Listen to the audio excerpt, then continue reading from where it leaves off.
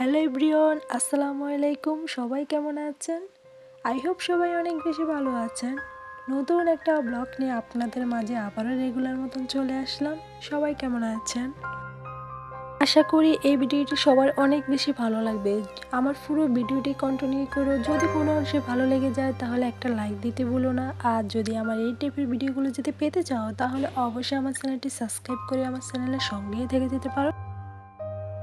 অনেক আপুদের কোশ্চেন থাকতে পারে যে কখনো সিলিন্ডার গ্যাস সিলিন্ডার রান্না করি, কখন মাটির চুলায় রান্না করি। আসলে গ্রামীণ পরিবেশ তো কোথায় যে রান্না করি তা বলা যায় না, তবে একটু ডিফারেন্টভাবে চলাফেরা করতে বেশি পছন্দ করি।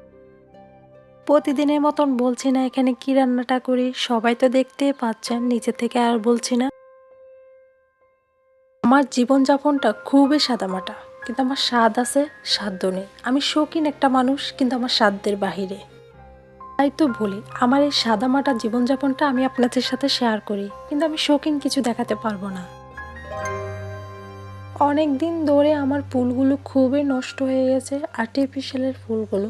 তা আমি সবগুলো যেখানে রেখেছি ওইখান থেকে তুলে তুলে এনে আমি এগুলো পরিষ্কার করে আমি রোদে দিয়ে আসবো শুকানোর জন্য।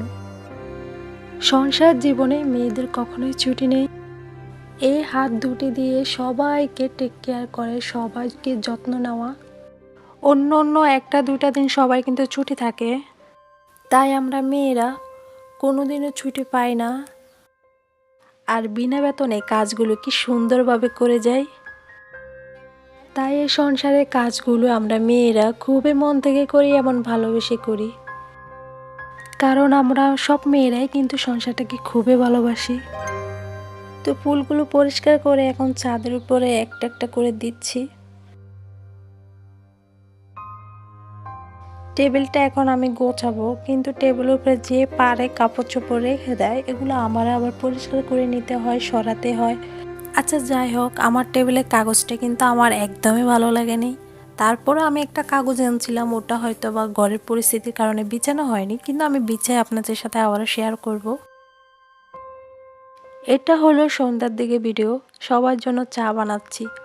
তো যেহেতু শীতকাল, এক কাপ চা তো গরম গরম সবাই চায়, তাই না? তো সবার জন্য এক কাপ করে নিচ্ছি।